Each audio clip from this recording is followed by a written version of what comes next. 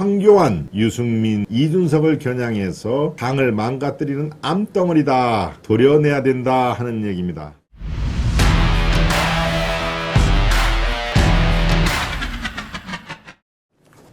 유승민, 이준석은 암덩어리다 하는 얘기. 어제 오후 3시부터 긴급 기자 회견을 했습니다. 황교안 대표가 자신의 용산에 있는 사무실에서 긴급 기자회견을 연다고 연락을 급히 해 왔지요. 그래서 저희도 기자를 현장에 파견을 해서 중계를 해 드렸습니다. 아마 여러분들이 많이 시청을 해 주셨는데요. 여기에서 아주 작심하고 비판을 했더군요. 황교안, 유승민, 이준석을 겨냥해서 당을 망가뜨리는 암덩어리다, 도려내야 된다 하는 얘기입니다. 네. 아사투데이 지금 기사를 여러분들께 보여드리는데요. 어제 방송을 생중계로 아사투데이 현장을 여러분들이 보신 그 분들은 글쎄요, 상당히 결기 있게, 사실은 3일 전에 저희 특별 대담, 연말 특별 대담을 긴급 대담 형식으로 황교안 대표를 바로 이 자리에 초대를 해서 여러 가지 얘기를 한 것 중에 한 그 대목입니다. 이른바 바른미래당 출신들과 총선 때 지난 2년 전에 총선 때 황교안 총리가 대표였지 않습니까? 통합이 중요하다 해서 바른미래당 출신들을 상당히 아주 인정을 하고 이른바 몸값을 두둑히 치르고 미래통합당이라는 당명답게 통합을 했는데, 통합을 한 이후에 저들은 통합에는 1도 관심이 없더라. 저들의 자기들 정치를 하려는 속셈에서 들어온 것을 나는 나중에야 깨달았다. 그게 바로 천추의 한이 된다. 얘기를 어제 했었죠. 천추의 한이 된다. 바른미래당 출신들은 누굽니까? 유승민, 말 많고 탈 많은 이준석, 하태경, 이런 사람들이죠. 서울에서 공천을 받은 김웅도 거기에 포함이 되어 있고요. 이른바 이 바른미래당 출신들이 와서 자기들끼리 통합은 둘째커녕 자기들끼리 연대를 하고 자기들 공천을 받아서 쇠력하는데, 결과적으로 이 박근혜 탄핵을 주도했던 그런 습성을 그대로 미래통합당에서도 하더라. 지금 내가 천추의 한이 되는 것은 바로 그것이다. 그래서 다시 한번 내가 이 당대표를 되려는 이유이기도 하다. 내가 정말로 이 참담한 그런 후회를 할지언정 이제는 정말 다시 그런 경험, 쓰리 쓴 경험을 앞장세워서 두 번 다시 그런 실수를 반복하지 않고 당을 진정으로 경쟁력 있는 그런 그 공천이라든가 시스템으로 바뀌겠다라는 그런 취지죠. 여기에서 유승민, 이준석의 당을 망가뜨리려고 이 사람들은 작정을 했다. 내가 거기에 넘어간 측면이 있다. 그래서 천추의 한으로 남는다 하는 얘기입니다. 상당히 워딩이 강한데 아주 연말 정국을 이렇게 특정 집단을 거론을 하면서 시선을 딱 그 스포트라이트를 받는다는 그런 그 전략인 것이죠. 황교안 전 대표의 유승민, 이준석 겨냥, 이것은 정말로 만시지탄이 있습니다. 만시지탄. 늦었지만 그래도 이렇게 통렬하게 반성과 구체적으로 지목을 하는 것은 상당히 필요한 대목이다. 그래서 황교안의 철저한 반성이 먼저 선행이 돼야 된다라는 많은 분들이 지적을 하고 있지 않습니까? 황교안은 지금 그 당시에 총선에서 민주당의 169석을 그대로 갖다 바친 그런 그 전례를 일단 무조건 엎드려서 사죄를 해야 된다. 그 뒤에 당대표 출마라든가 이런 거 있어야 된다라고 많은 분들이 지적을 하죠.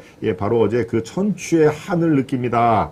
그리고 잘못했습니다. 반성합니다. 이런 얘기를 여러 번 수도 없이 얘기를 한 상황이니까요. 글쎄 아마 그런 그 천추의 한이라는 말을 쓰면서 여러분들이 마음이 이제 이렇게 누그러졌다라고는 뭐 저는 보지는 않습니다. 그것은 두고두고 앞으로에도 황교안 대표가 계속 짊어져야 될 상황이고요. 그리고 앞으로에도 여러분들께 거듭거듭 사죄의 메시지를 내고 그 사죄의 메시지 바탕 위에서 새로운 희망을 꾸리겠다라고 하는 비전을 제시를 해야지, 비전만 제시를 하고 이 통렬한 반성, 이것은 별개로 가면은 사실은 크게 우리 유권자들 국민들에게 마음을 얻는 데는 시간이 엄청 걸릴 것이다 하는 얘기입니다. 네, 어제 했던 얘기를 조금 더 보살펴 드리겠습니다. 이렇게 얘기를 했죠. 3년 전 자유한국당 대표 시절 바른미래당과의 통합이 저 황교안에게는 천추의 한이 됐다. 당시 많은 리스크를 안고 바른미래당과 통합을 한 건 종북 좌파와 싸워 이기기 위해선 우리 자유파의 대통합이 반드시 필요하다고 믿었기 때문이다. 그러나 이후 저들의 행태를 보니 전혀 아니었다. 그들은 우리 당에 들어와 마치 민주당처럼 끼리끼리 집단을 만들었고 당의 정체성을 무너뜨렸다. 대선이라는 엄중한 시기에 당대표라는 사람이, 바로 이준석 얘기하는 것이죠. 당대표라는 사람이 자신의 뜻대로 일이 되지 않자 선대위 업무를 거부하며 두 차례나 가출을 했다. 당대표에 대한 징계 논의가 시작되자 윤리를 마치 조폭으로 폄훼하면서 윤석열도 징계해야 한다고까지 비난했고, 신군부라는 표현까지도 서슴치 않은 그들의 내부 총질은 지금도 엄연히 현재 진행 중이다. 그들이 지금 박근혜 대통령 탄핵 때 했던 짓거리를 또다시 시작하고 있다라고, 짓거리라고 아주 규정을 했습니다. 네, 나라를 또다시 탄핵 정국으로 몰고 가는데 편승하고 있다. 그래서 저들은 당을 망가뜨리는 암덩어리다 하는 얘기입니다. 암덩어리 때문에 빨리 어서 한시도 시급하다. 이제 깨끗이 도려내야 할 시간만이 놓여있다 하는 얘기입니다. 예, 상당히 아주 이 워딩이 세죠. 네, 지금 황교안 대표가 유승민, 이준석 이른바 바른미래당 출신을 이렇게 아주 스포트라이트를 비추면서 그들을 집중 공격하는 것은 어떻습니까? 연말 또 연초 이른바 가족들이 많이 모이고 그럴 때 바로 이 바른미래당 출신 이준석 문제를 정식으로 거론을 해서 지금 이것을 이 사람들을 도려내야 된다라고 하는 그런 이슈를 선점할 필요가 있었던 것이죠. 예, 황교안 대표가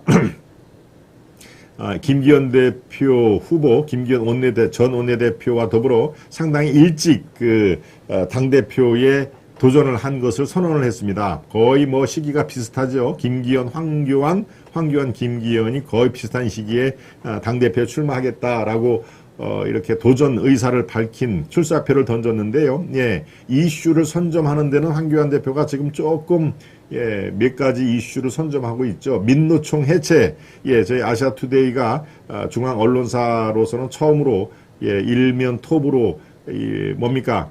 네, 한국병의 뿌리인 민노총을 해체시켜서 대한민국을 5대 경제 강국으로 올려놔야 된다라고 하는 담론을 던진 것처럼 정치인 중에서는 민노총 해체를 처음으로 거론을 한 것이죠. 예, 이번에는 민노총에 이어서 한국의 암덩어리가 또 있다 하는 얘기입니다. 이른바 암덩어리의 2탄인 것이죠. 제2탄 암덩어리가 바로 바른미래당의 유승민, 이준석 이들이 또다시 윤석열 탄핵을 획책하고 있다 하는 얘기를 한 것입니다. 그러니까 지금 본격적으로 당대표 후보 레이스가 펼쳐질 내년 시작을 앞두고 이슈를 선점하기 위한, 저는 뭐 황 대표 진영에서는 이렇게 전략으로 삼을 만한 그런 카드를 던졌다라고 판단이 됩니다. 여러분들 생각은 어떠신지요? 네,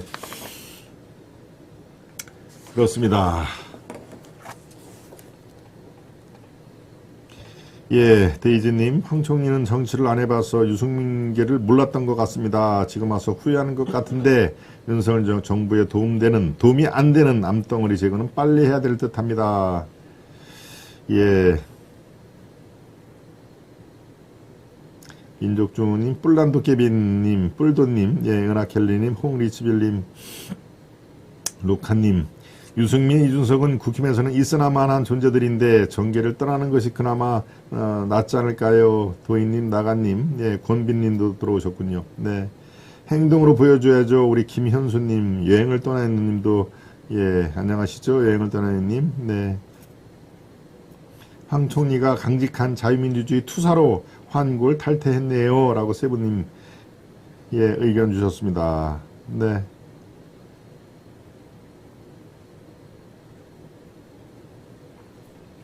그렇군요.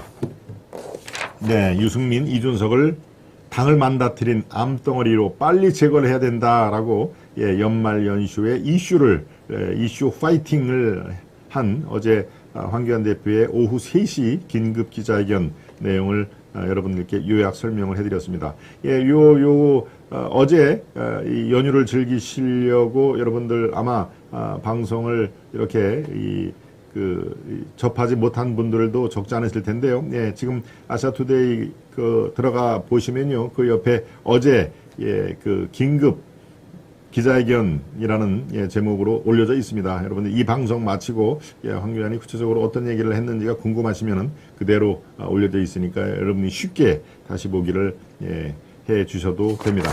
네. 그렇군요. 윤 대통령을 왜 세우셨는지 잘 생각해 보셔야 됩니다. 윤 대통령 취임식 날 하늘에 떠있는 무지개를 보셨나요? 그 답은 성경 창세기를 보시면 답이 나옵니다. 예, 소아나무님. 그렇군요. 예, 맞습니다. 예, 5월 10일이죠. 네, 5월 10일, 5월 9일이 문재인 마지막 날이고요. 5월 10일 취임식 때 여의도에 이렇게 쌍무지개가 뜬 거 저는 기억이 납니다. 그날 비가 왔냐고요? 예, 비가 안 왔었죠.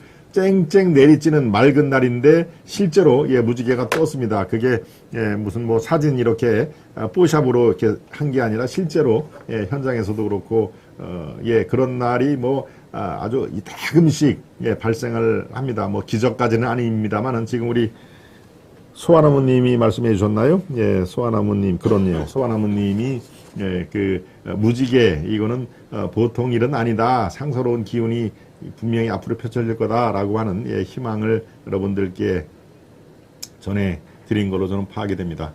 예, 김옥수님, 눈을 씻고 봐도 아직 뒤에 뭔가 생략됐네요. 예, 김옥수님도 들어와 주셔서 감사를 드리고요. 네. 두 번째 이슈까지 마무리를 했고요. 세 번째 이슈로 들어가겠냐, 여러분, 만평을 살펴보겠습니다. 만평을 보여주시죠. 최장 지각 예산안 처리, 법인세 1%포인트 인하, 여야가 협치할 확률은 1%다 하는 얘기네요. 네. 예, 예산안 638억 원으로 땜빵 예산안이, 예, 어제 그저께 밤 12시 15분에 통과가 됐죠. 예, 지금까지 헌정사상 가장 최장 지각을 했다 하는 얘기입니다. 예, 이 해가 바뀌기 전에 예산안은 어떤 식으로든지 처리가 될 수밖에 없는 구조이기 때문에 저는 뭐 크게 우려는 안 했습니다만은, 글쎄요, 심의 과정을 생략한 내년 예산이 638억 원으로 이른바 여야가 합의를 했죠. 예. 법인세 결국은 2에서 3%로 법인세가 내려가야 된다라고 하는, 예, 국민의힘의 주장과, 예, 이 민주당 그것은 안 될 말이다, 부자 감세다라고 첨예하게 맞섰는데 결과적으로는 1%포인트만 인하해 주는 걸로 그렇게, 이 타결이 됐죠. 예, 여기서 1%가 또 나오네요. 여당 야당이 협치할 확률도 1%밖에 안 된다 하는 얘기입니다. 법인세 1%포인트와 여야 협치 확률 2%가, 예, 신기하게도 같은 숫자다 하는 얘기를 끄집어냈네요. 예, 이것도, 예, 코믹하게 잘 정리가 된, 예, 만평이라고 보입니다. 두 번째 만평을 살펴보겠습니다. 두 번째 만평은, 예, 글씨가 좀 많네요. 그렇게 추우면 이불이라도 뒤집어 쓰고 계시오. 덜덜덜덜 누가 뜹니다. 네. 뉴스를 보는데 덜덜덜덜 떨면서 보니까 이불이라도 뒤집어 쓰고 계시오라고 얘기를 했는데, 예, 정말 무서워서 떠는 거 아니야 하는 얘기입니다. 정말 영하 15도, 영하 20도보다 더 무서운 게 지금 줄줄이 우리 앞에 이 소식이 전해준다. 고금리, 고물가, 집값, 대출이자 폭등, 소상공인 죽어나가고 있다. 추위보다 더 무서운 대출이자, 카드 다 신용대출은 15%대로 껑충 뛰었다 하는 얘기입니다. 하느니 금리 추가 인상을 또 시사를 했고 전 세계 금리 안정은 아직도 멀었다 하는 얘기. 네, 점점 우리 서민의 삶은 팍팍하기만 하다 하는 내용입니다. 그렇죠? 무서워서 떠는 거 아니야. 앞으로 우리 어떻게 사는지가 정말 한 치 앞도 지금 내다보기 힘들 정도로 어려워서 떠는 거야 하는 얘기네요. 네.